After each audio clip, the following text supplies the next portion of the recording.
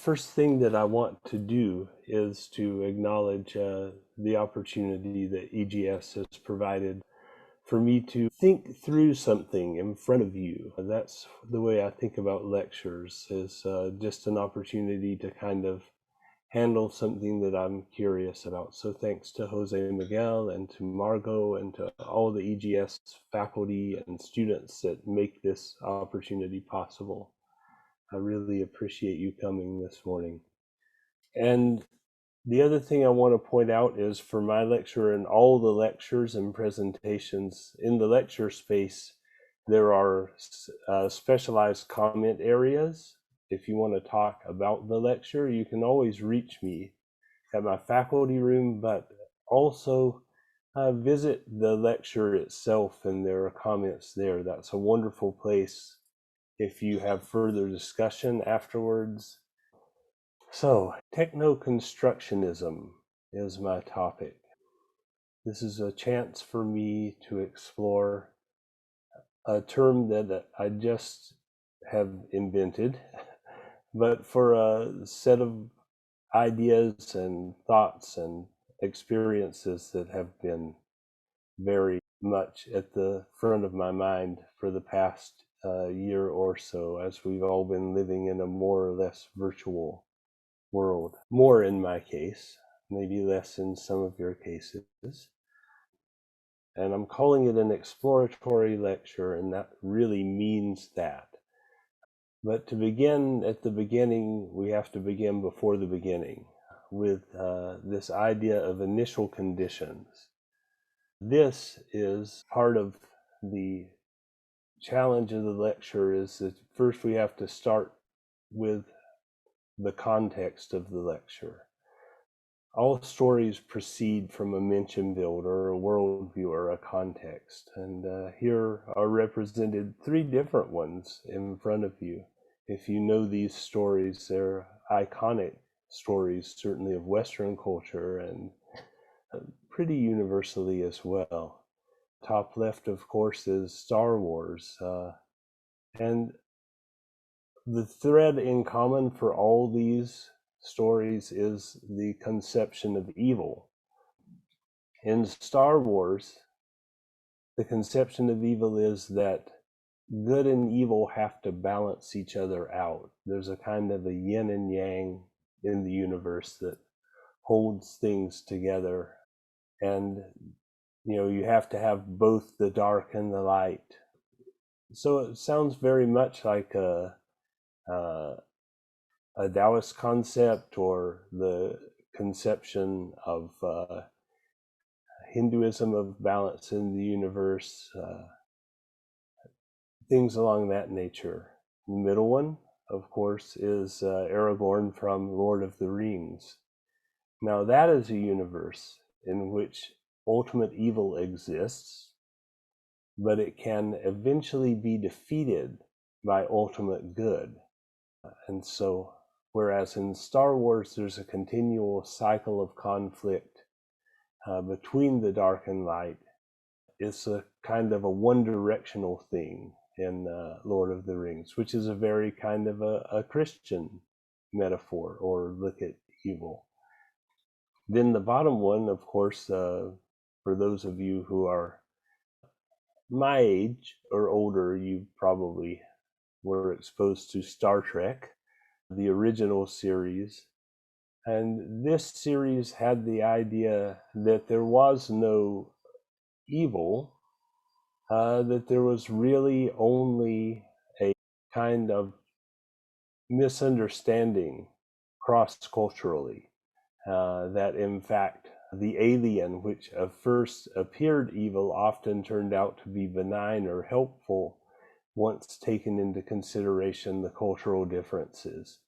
And so that sounds kind of like a humanist view. The point of all these views is, in fact, one point, and that is that fictional stories often mirror or magnify the cultural truth of their context. You can find all three of these beliefs about evil alive and well certainly in North America in my culture. And I think worldwide that we could see all three of these ideas in action.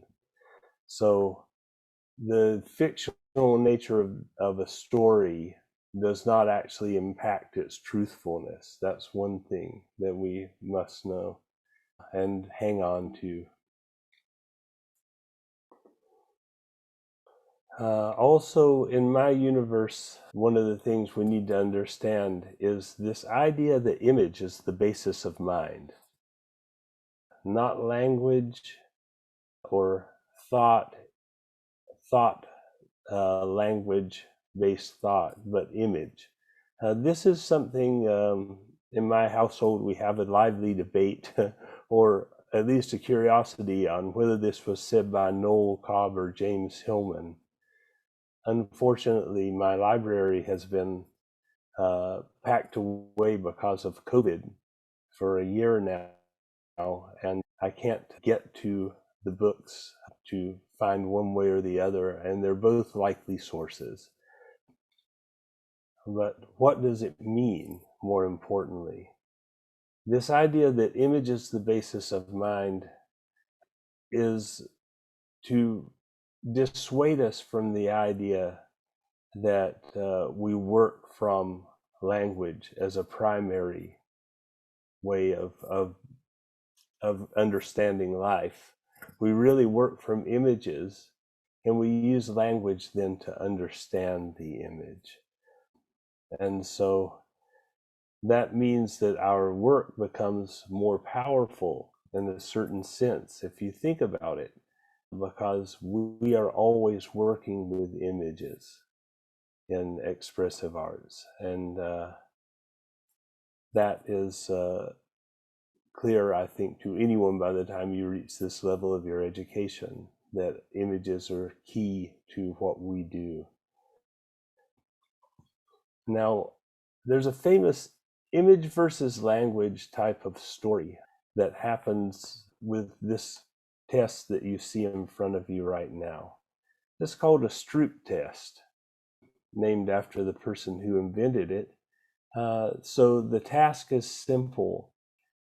First, if you read from top to bottom to yourself the words, and not the color, but the words that are as they are written.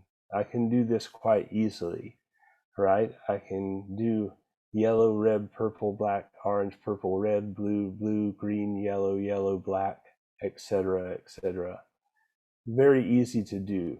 On the other hand, if I need to name the colors that the words are written in, that becomes quite distracting and difficult.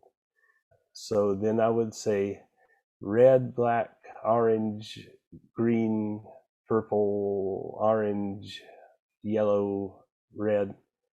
You can see that it kind of holds me up a little bit. It causes some cognitive dissonance. Now, this has been mistakenly claimed to indicate that language is dominant in the brain over visual, and what it actually tells you is something opposite. It tells you that form is more valued than color, because the words don't come to us as language. They come to us first as form. Either, if it's an unfamiliar word, we scan the whole thing and put it together. If it's a familiar word, we subitize. That is, we see it ends with a W, it starts with a Y. It's probably yellow. We've kind of narrowed the field, but in any case, we quickly recognize it because of the form. And you can see that this is a logically true thing in reality. And if I pause my share for a minute, then do you see me and my green coffee cup? So the thing that's weird is, that would be weird, is if I then took my orange coffee cup, and you said that's not a coffee cup because it's orange. Color is not the dominant feature. Form is the dominant feature that we're looking at here. I mean, in this case, you would also be right, because my orange coffee cup is actually a tiger holder, not a coffee cup this morning. Good morning. In any case, we'll go back to the share, and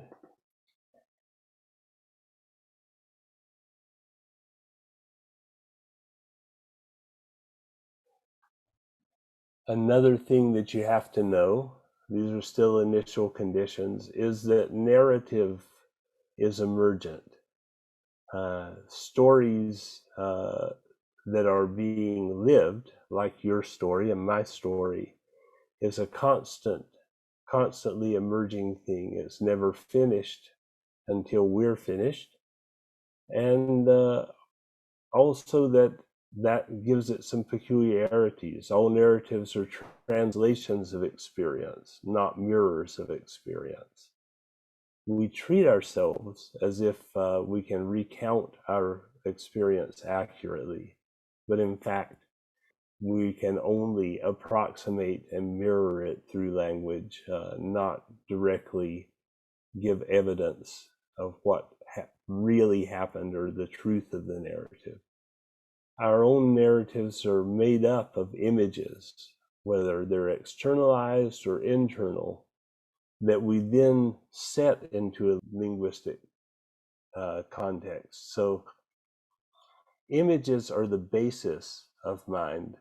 Language is the organizing principle. Okay, it's the organizing tool that we use to express those images. So this is a kind of recounting or ordering and joining together of images that are the basis of mind. So for all intents and purposes, this conscious awareness that we have, we can consider ourselves to be this narrative. What that means is, if I ask you what you had for breakfast, you will begin the sentence with your version of I had, or I made, or I cooked, or I ate. Those things all having in common I, the pronoun that indicates you're speaking of yourself. And when we speak of ourselves, so all we communicate to each other, and even when we think of ourselves, we think about a kind of a narrative as an organizing way to understand our lives, and so that has some implications again. So the third thing that we have to understand is that the story is always meta. So I am a story, telling you a story about stories. And you are a story, listening to a story about stories, told to you by a storyteller who is himself a story. This is of primary importance to understand the talk that we're going into. But again, this is the prequel. This is like sort of the three bad episodes of Star Wars before things started. But important information nonetheless to get you there. And I think as long as we understand these few things, it's safe to actually begin the lecture now. Image is the basis of mind. Narrative is emergent and continuous and personal and often fictive, of course. And we're all stories. Those things are all important to know. So I promise there are very few slides that are just full of words like this. Forgive me for this one, but I wanted to give you the written definition. Image piece of statuary, an artificial representation that looks like a person or thing, from the old French image, likeness, image, right? Figure, drawing, portrait, etc. The thing that's important about this is that image has a place in mind and also in world. Imagination does not. Imagination, that quality we refer to of our own experience, is not a thingly thing, as Heidegger names things that are in the world. It's not a phenomenon. Imagination is a mental image event, whereas image is in the world. I tend to say that we work with images to resource the imagination. Basically, that means that the image becomes very important as a way of resourcing that internal imagination that helps us with our linguistic forms to restructure our story and our narrative.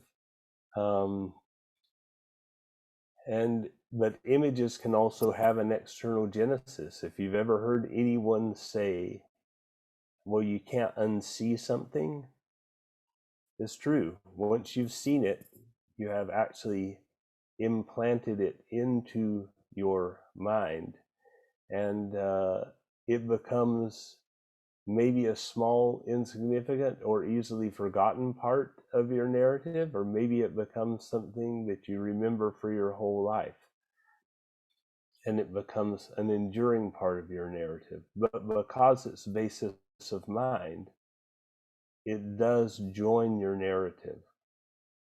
Paulo wrote in Minstrels of Soul about the diet of images, what you expose yourself to becomes you, in some manner of speaking.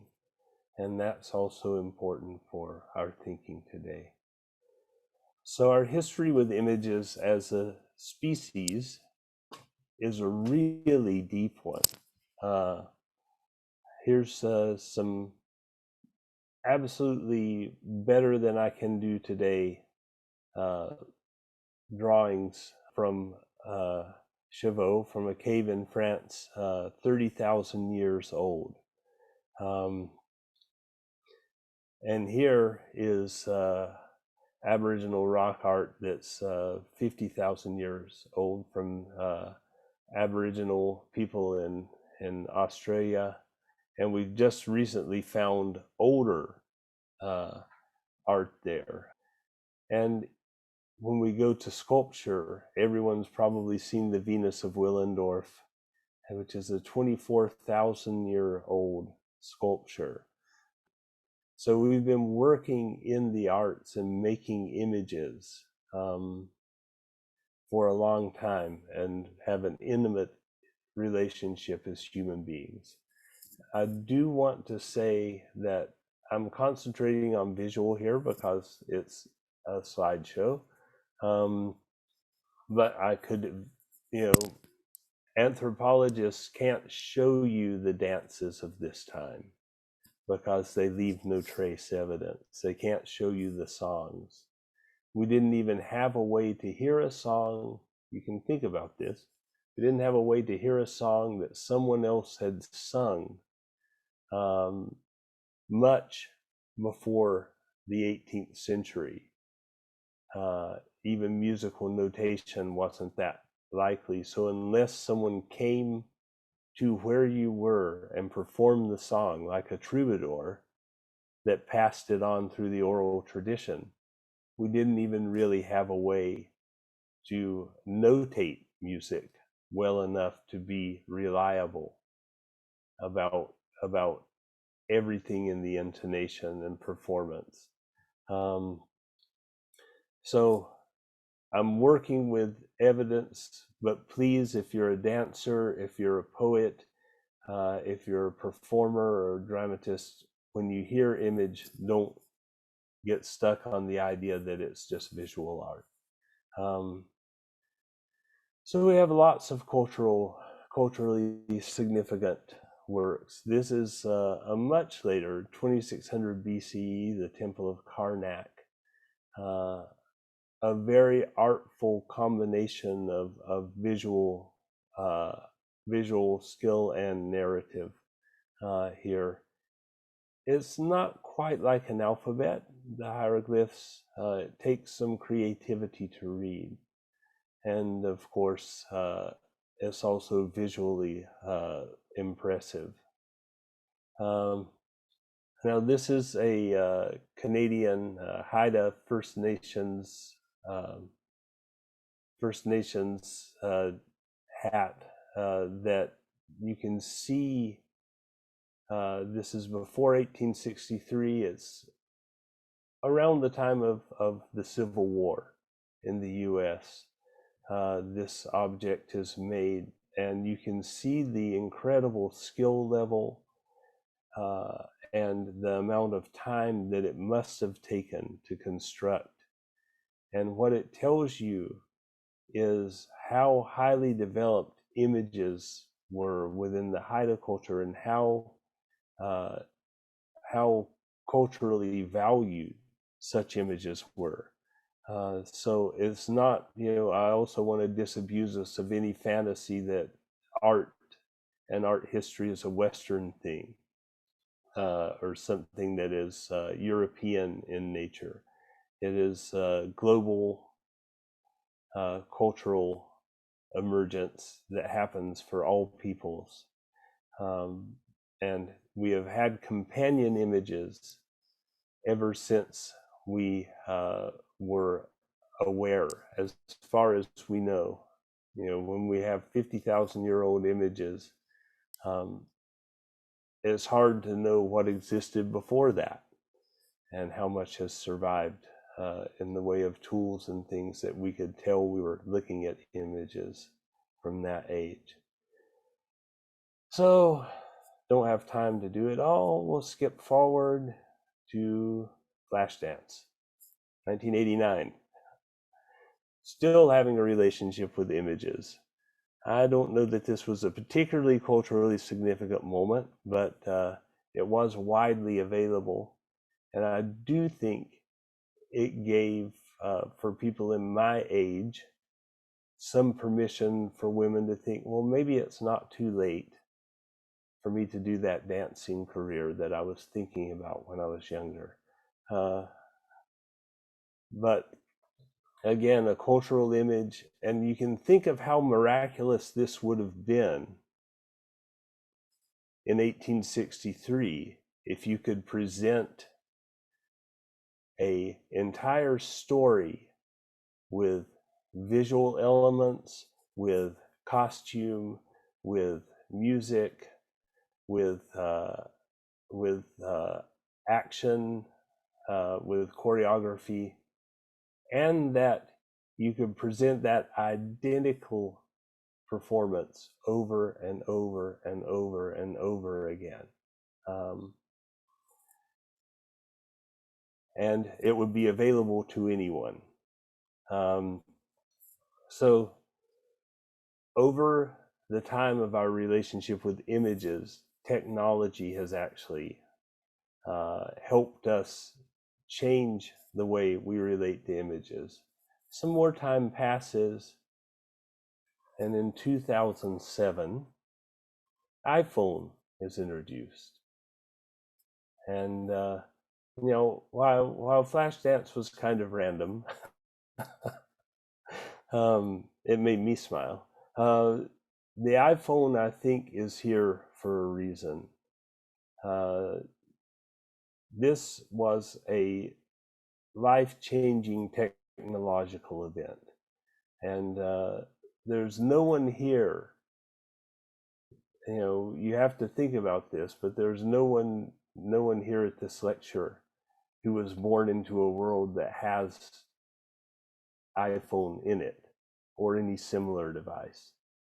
And there is no one born now who will come into a world without it. My grandson is 20 or thereabouts, and in his childhood, he was exposed to the iPhone, the latest model, as soon as it was there all the time. And I do think that it's changed his consciousness in some ways. And that's what we're here to talk about. Now, having gotten through the prequel, why does iPhone matter? And the reason is because it created a basic change in the economy of images, fundamental change in the world. In the way that the printing press democratized books and the internet democratized images globally, you could suddenly search for something online and find it, mostly cats, but also art. Then there's the iPhone. It does something really different from other technologies in that it democratized the means of image production as well as distribution. You simultaneously become able to make a picture anytime because you have it with you, and to share it through the World Wide Web that is becoming increasingly facile, and it becomes quite easy now to send a picture of my breakfast to Cambodia or Moscow or wherever I would send it, and it's there almost instantaneously. I can also record music. I can share images from others. And so it becomes a platform for changing the human relationship with image in a way that's more profound than probably anything that happened in the past 100 years. There were moments in history, but you used to have to go to a museum or a church to see art, to a sacred space. You used to have to go to a concert hall to hear music performed. And when all that changed with the gramophone and then the stereo system later, and with newspapers giving news and carrying images from around the world, and the radio and eventually television, we moved into an era where we had something called mass media that was available to everyone. So, Elvis could write a song, go into a studio and record it in Memphis, Tennessee, and it could circle the globe and sell millions of copies, accessible to everyone. But it's not personalized. And no one but Elvis could go into that studio, including people who were poor or people of color, people who were economically disadvantaged, or people who were not considered to be gifted by the mainstream, could not make their own mark or their own record. You can think about that, the record as a record of something. We used to not be able to record our own lives. And now our lives are very published. Our narratives are very published. For those of you who are on Facebook or Instagram or any of the social media, you realize that if you wanted to know what was happening 5 years ago, you can check your feed and find out.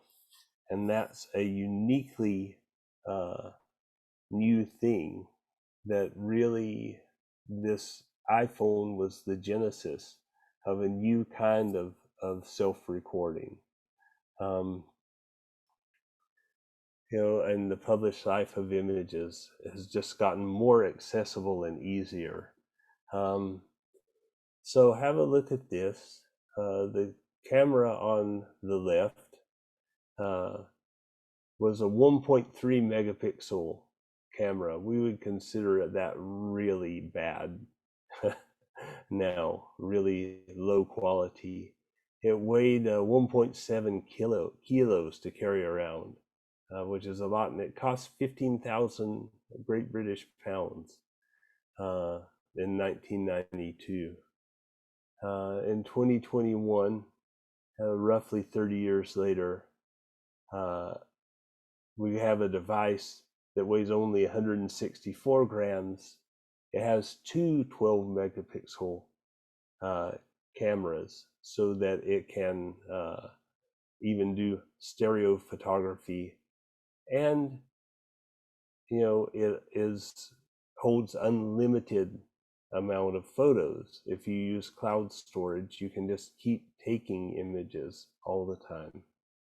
And it costs $7.99 US, which is still a chunk of change for a lot of people. But it's also a phone and a navigation system. And another thing, which I think is vastly more both interesting and challenging, it is an external memory system.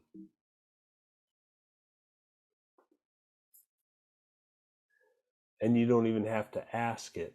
I started down this road of looking at this technology after my iPhone, because I am a user, identified for me a new feature called For You. You can see it up here on the left. Let's see.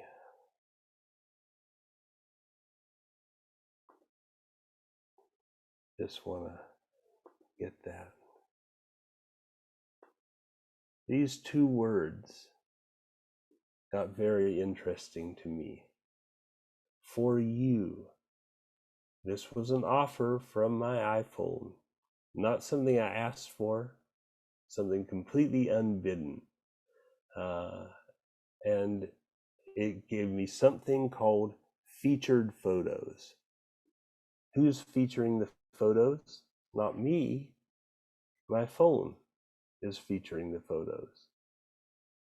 This external memory device that I now have that can tell me what I had for dinner on a certain evening in 2009. And these happen to be 3 of the photos that are in my feed right now in the For You slot, as suggested by Siri. One of them is of Sasve, the beautiful glaciers above Sasve, where we are in my heart anyway this morning. Another one is of the Fletchhorn, this beautiful pyramid-shaped mountain there that you see from the campus of EGS as the most dominant feature in the landscape. Breathtaking view. So guess what? iPhone knows where I was. It knows what I did last summer and the summer before that and the summer before that. Every year except last year, actually. You can see this is from 2019. So it remembers when I saw this scene, and the where is kind of obvious. iPhone also knows that it's Father's Day, or it just was Father's Day. And so it gives me a picture of my father that it knows is my father. I don't know how it knows that. He was not even sure himself sometimes. But iPhone recognizes my father. So basically, through my images, I'm being offered additions into my narrative. And I'm being offered that without requesting it by my phone.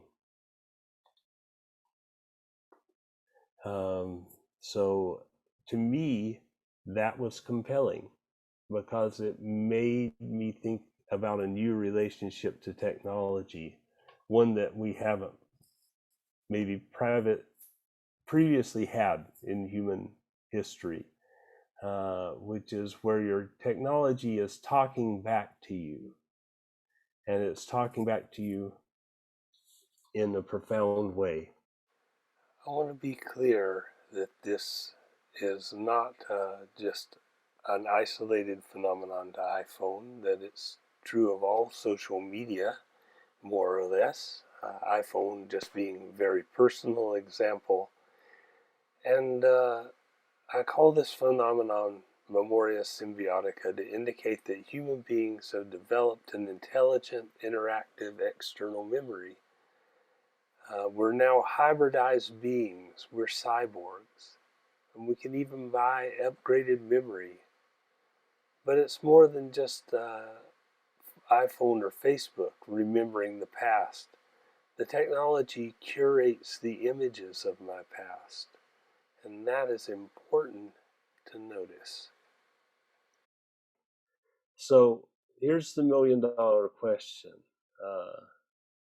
When iPhone or Facebook curates those images of my past experience, where do you think they end up? Right? I have a hint for you. They end up in my head. That's where. Um, and they become part of the images that operate in my narrative and help shape my opinion about who I am and what kind of person am I? What do I do? What's interesting to me? What's exceptional and worthy of noting, and what's not interesting? Unfortunately, I'm not making all the choices here, am I? Right? So this is what happens. She shows me an image of myself from 5 years ago, and I think to myself, is my forehead getting bigger? And should I do something about that? Is there something I can do about that? Is there a product? And so there's obviously room for commercial exploitation here. And for the idea that iPhone can make and create memories, but they can also make and create insecurities, and then exploit those insecurities in order to allow me to be marketed to. But this is a concern, obviously, as is just privacy outright. But it's not my primary concern. My primary concern is technoconstructionism. Now, here I probably should have explained the original concept of constructionism. It's good a time as any now. So basically, it's a theory that we don't exist in the world alone, and that images and ideas that are given to us by others help shape our self-opinion. We listen and witness and share each other into being.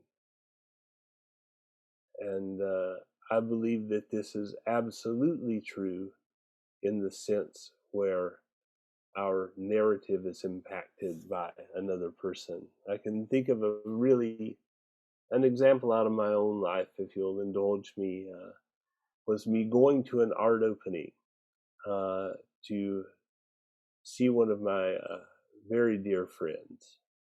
And this was back in the 90s. And so I went there and we just spent the evening kind of politely chatting. And every once in a while, another friend would come up because everyone knew her and was congratulating her because her painting had won an award that night. And every time she introduced me, she would introduce me as, oh, here's another artist. Oh, here's another artist. This is my friend Wes. She narrated my artist's identity into being that evening. And that's quite a gift. But we can see that not all agents might be benign in the way that they narrate things into being in our lives. And that can include, of course, other people. The parent who never approved of your art or said you will never be anyone as an artist could have equal impact in helping shape your narrative. So technoconstructivism takes it to a new level because no one else has to be involved. And the evidence being used to convince you is your own evidence, your own photographs, your own memories. Right? Kitten is confused. We're all a little confused here, but how does it work, this technoconstructivism? When Siri curates the images of my past, she's bringing select memories, not all the memories and not all the stories. But when she does this, she changes the images, or at least the focus on the images within my narrative. And so when she curates the image of my past, she changes the fundamental material of my narrative. And if you change the fundamental material of the narrative, then I might become a fundamentally different person. I don't know.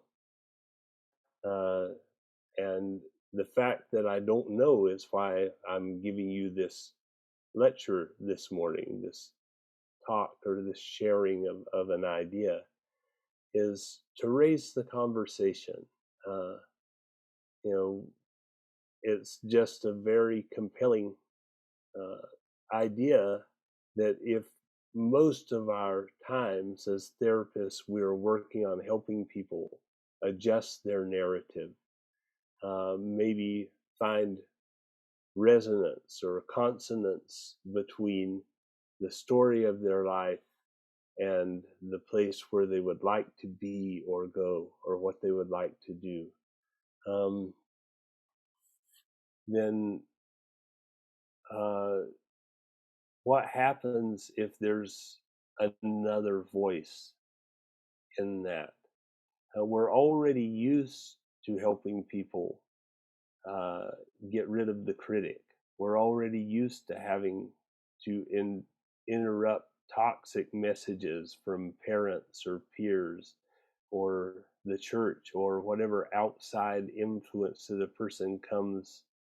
I'm just thinking of things clients have told me over the years are shaping their self-opinion and holding them back. Teachers in school, lovers, friends.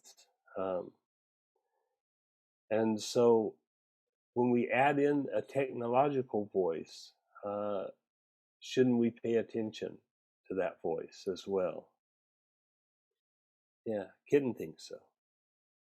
Um, so, a lot of images inspire change in people. And so, how's this different from those other images that have always been around in our culture? Everyone in this lifetime has grown up with television and with movies and books, and certainly there's always been opera and music, classical, pop, jazz. Um, Lots of inspiring images in dance and theater in our world. Basically, what makes this a fundamentally different thing? And I'm not sure. And, like I say, I'm not sure that anyone's sure. I don't think we're even really approaching the research right now about it. But people have an extremely personal relationship with this device. Um, Americans spend an average of several hours per day. They spend 2.5 average on social media, period. That's an average, meaning some people spend 30 minutes and some people spend 6 hours. But everyone has a kind of a personal relationship, and there's nothing more personal than the phone. The phone itself really does impact our lives in a different way. And if you don't believe it, think about the last time that your phone was lost, and this time you thought, wow, it's really gone for good. The thoughts that go through your head.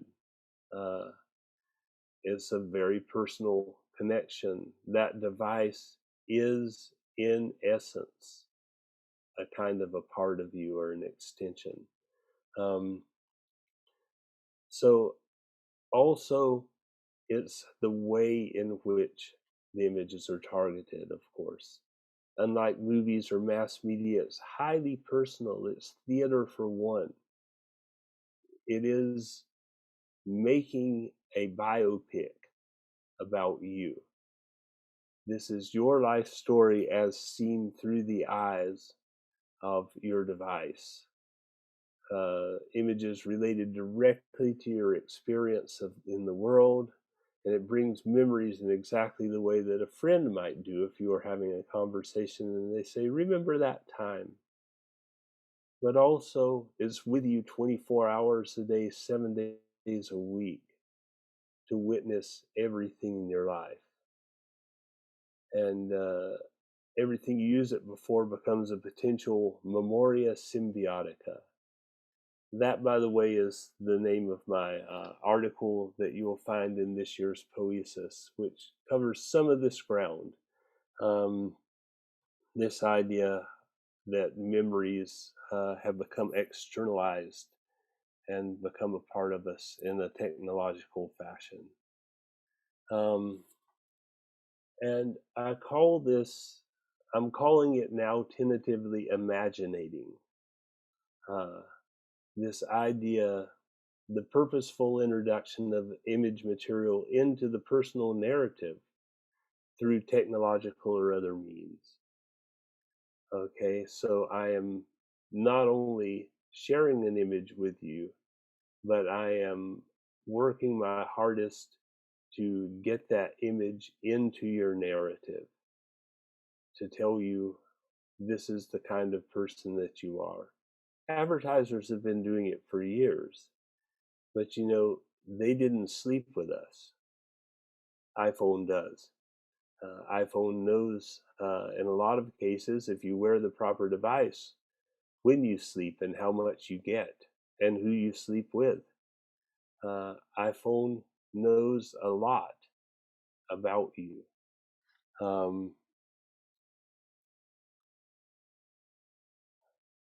That somehow we missed a slide somewhere.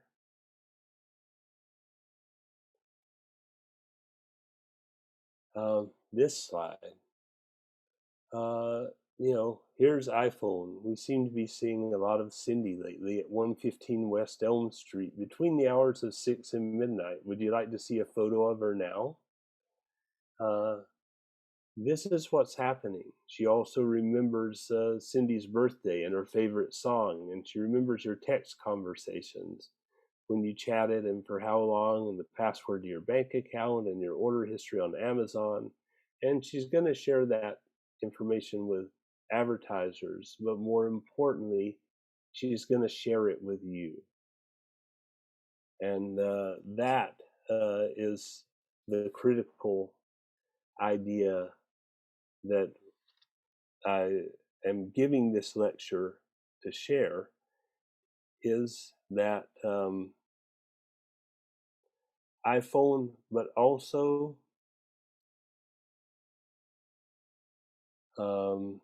social media has a memory function. How are these technological interventions in our memory system becoming a part of us in a way that is really unseen or assumed? Uh, and so here's that $100 billion question now. If we treat the memory inside the client, do we also need to treat the memory outside the client? Can I treat you without treating your phone or device or your relationship with that device? And if not, what are some ways that I might approach that relationship, that most intimate relationship you have with your electronic devices and technology?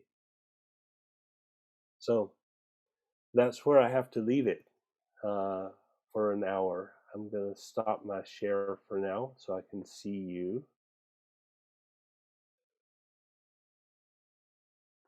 And so I'm continuing recording if there's things that, because I would love to capture your input or questions. So I'm at this point open to you if there's any questions. I do understand that people may have to leave on the hour, and if you do, please go with my blessing. And if you have questions that you can't get asked in this time, please go to the chat and get questions in there and discuss among yourselves, please. I would do me a lot of honor if you would take up this topic and see what you think and share with me anything that comes to mind.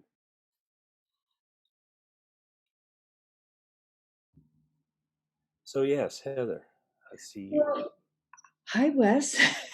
That was, there's lots, but something that, really strikes me, that I want to ask you about, just some things that you said at the end. There's this idea that we would be integrating that memory.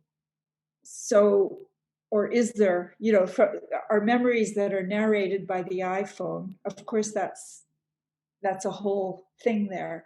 But when we're, as you use the language, treating someone, I would say when we're working alongside, um, do you, in your way of thinking, do you consider that those memories from the iPhone are integrated into, into the everyday, into who there's a kind of a becoming out of the memory? Are you saying we would distinguish between the two sets of memories? My sense is that they would merge.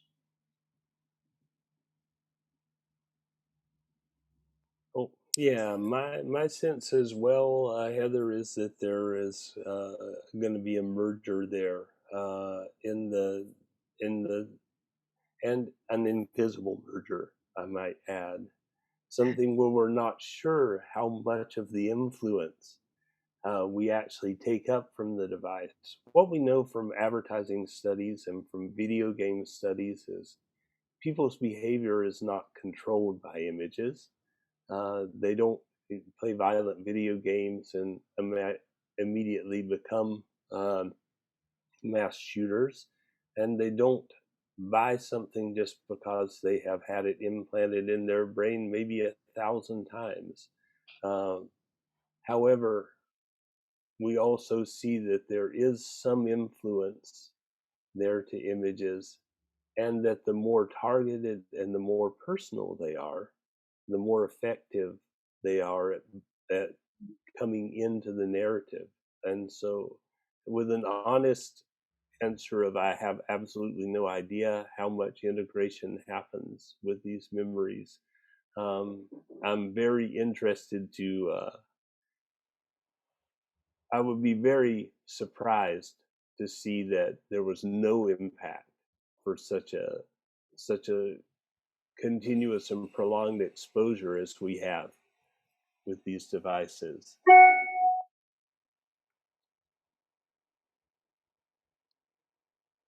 And other questions.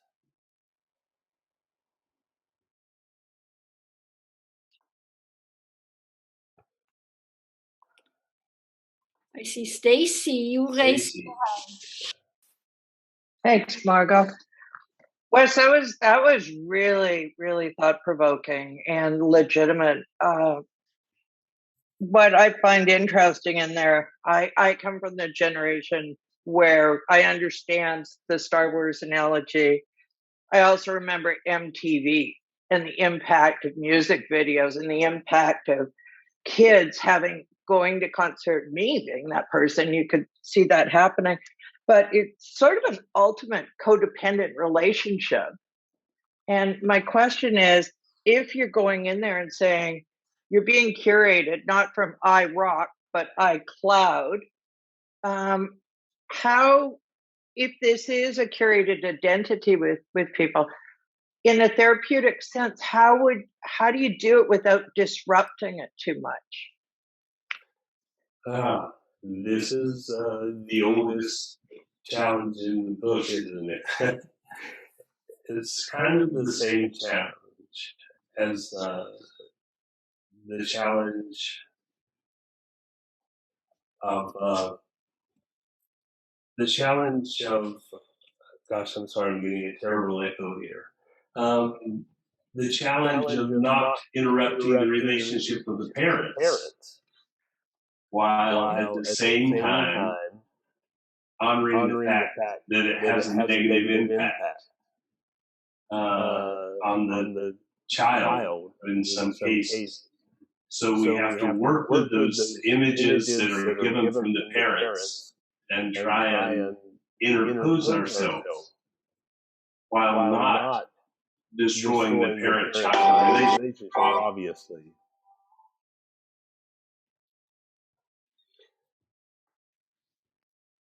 And I wanted to say something. Thank you. Yeah, thank you. Yeah, go ahead.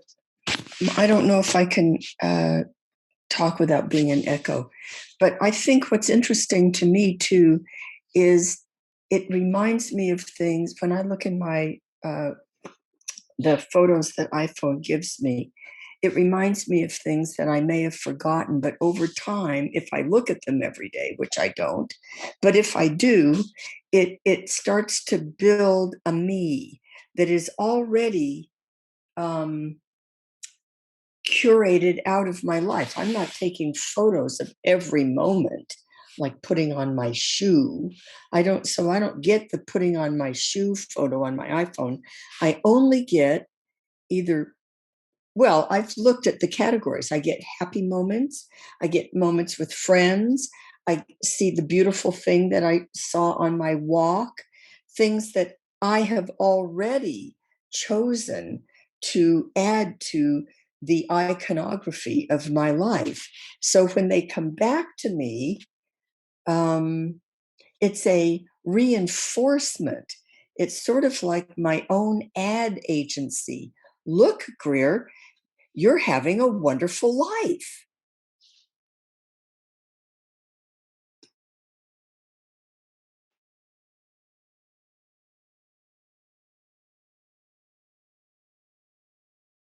And so, this is a great observation, frankly, that there is you have already curated the images because apparently you took the photos, although sometimes it's your friend who took them. For instance, some of the apps that I now use, whenever someone sends me an image in their message, it goes automatically into my photo file for the time and date.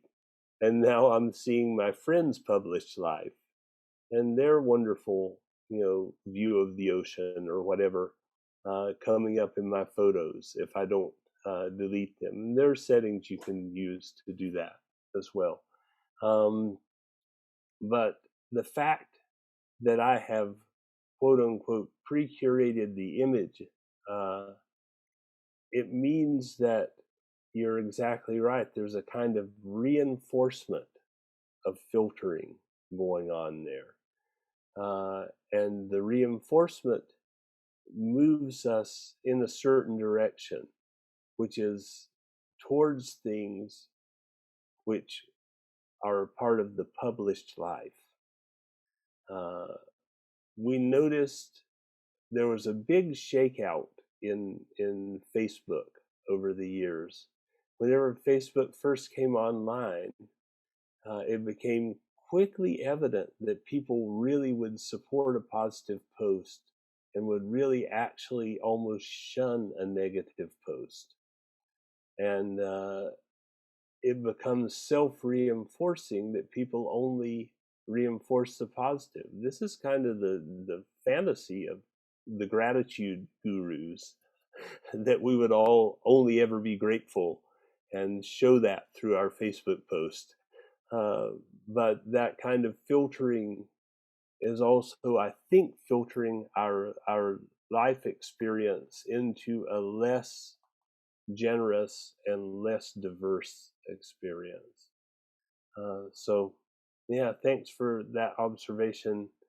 And again, I don't know what the long-term impact is, but I'm very curious about that. Other sharings, questions? Yeah, Benjamin, I see your hand. Yes, hello, Wes. I really appreciate your time and this topic. So thank you. It was really interesting, and your image sparked an interesting memory in me at the 2007 iPhone. I had just taken off hitchhiking for 3 years in 2007 to the end of 2010 through the Americas without a telephone, without a camera, and without a computer. So when I came back to the States for the first time, I was looking for a payphone and I couldn't find them anywhere. And people were talking about smartphone. I'm like, what's that?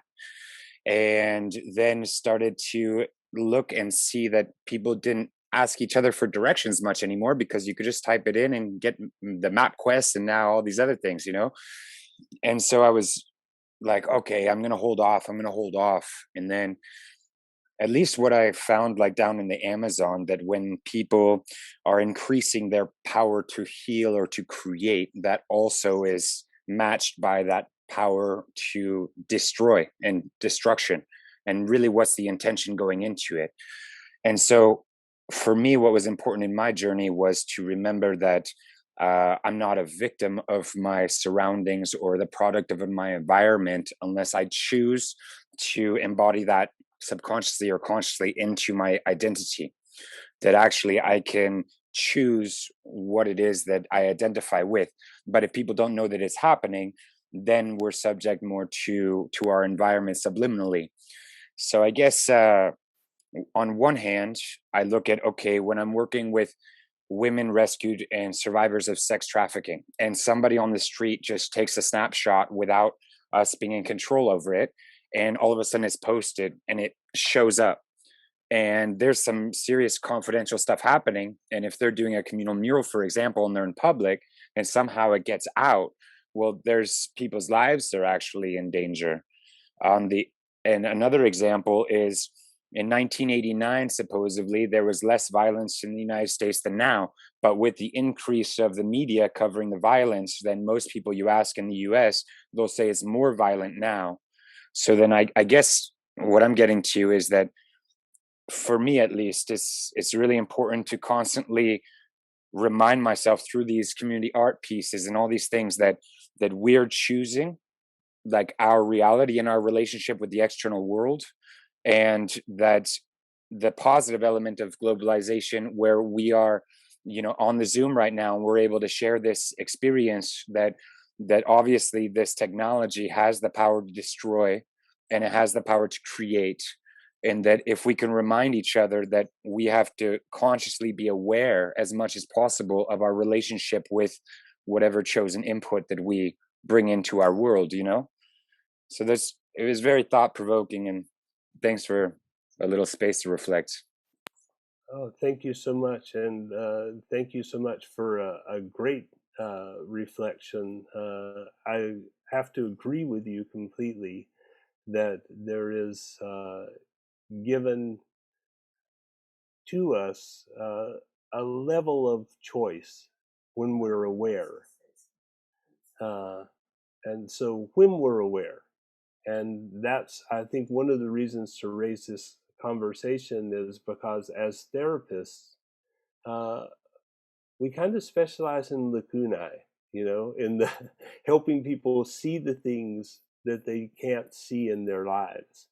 And whenever it's a technological thing that's happening that is kind of intrinsic to modern life, it's very easy to miss that.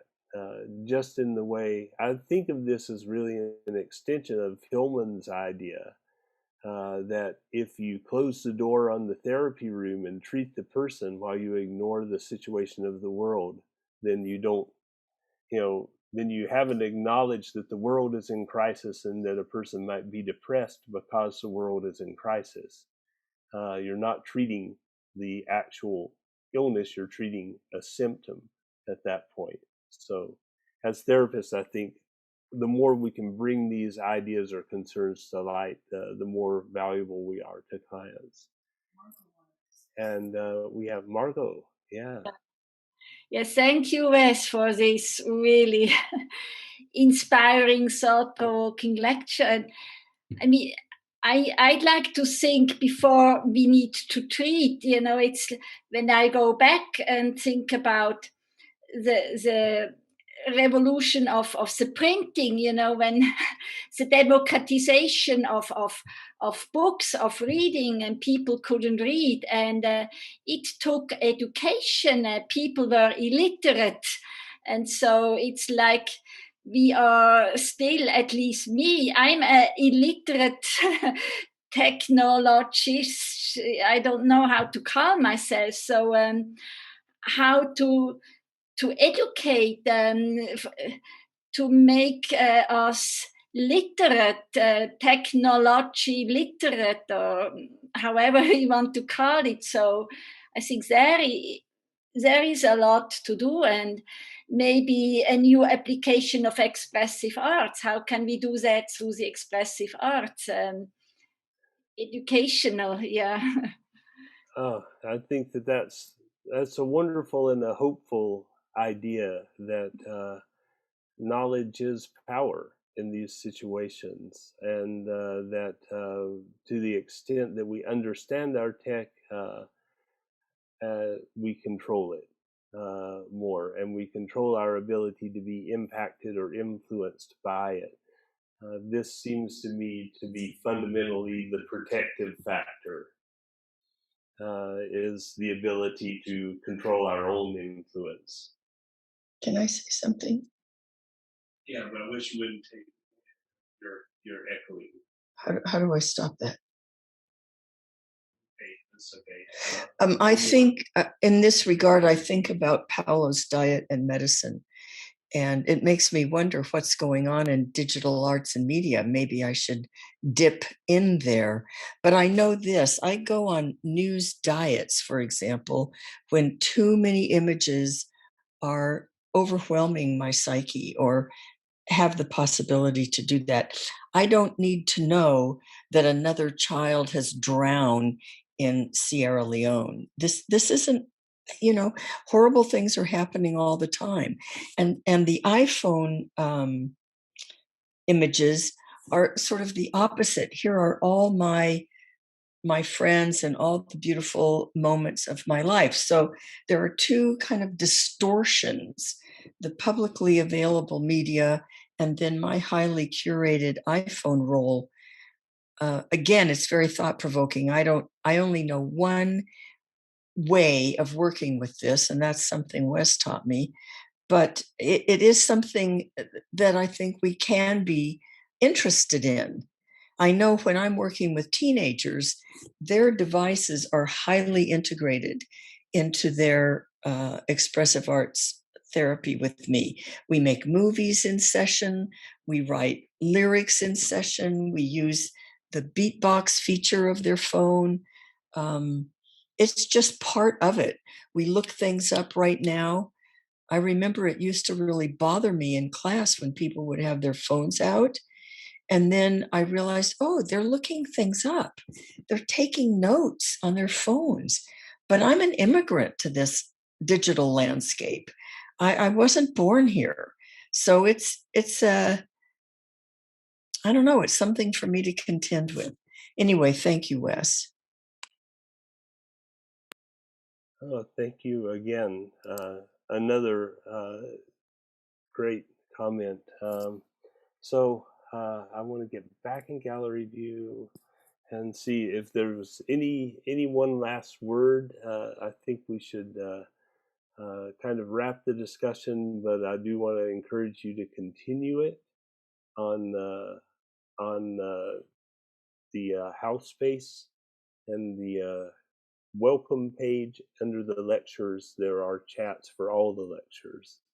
And so is there anything that yes, so yes. Yeah, you know what, Wes? I have always remembered that when I was perhaps 6 years old, my father used to take me to classical music concerts, and he told me the first time, close your eyes to see the music. And that is always something that is very deep in me. But with your lecture today, I realized something very important. When I closed my eyes to see music when I was that young, I saw cartoons in my head. And I have always been proud of having my own movie inside myself. But I remember, because classical music in cartoons when I was a kid it's just cartoons and classical music. Now I'm realizing that.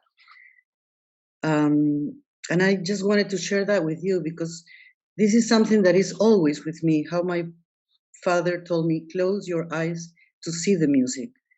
And I just realized today what I'm telling you, that what came to me was cartoons. And I really, really appreciate your lecture. It's been great for me, for my understanding of many things. I'll write to you. Thank you, Wes. Yeah, please do write. And thank you so much for that memory. Really wonderful to hear that recollection. And I think that that's where I would end our talk. Actually, is the idea of recollection, recollection. This we can do. We can actively choose what we collect in our diet of images and what we bring into our lives.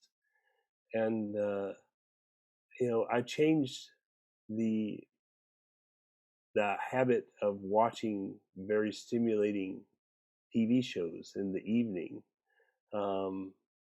and that changed my life. It changed my overall baseline relaxation level. And I find that I'm not a hater on media. My first degree was computer electronics, and I also use all of these wonderful technologies with my clients. But I need to collect myself, as they used to say in the old days. And I need some time away from media to do that, to collect myself. And that means collecting the images that are the basis of my mind and sorting through them, and giving ourselves time for reflection and recollection is very important. Thank you all so much for your time and attention and questions. I really appreciate it. And have a wonderful rest of your day. If you go on to a day, if you're going on to night, enjoy your evening. And I will see you in the community. Yeah. Thank you, Wes. Thank Bye-bye. you.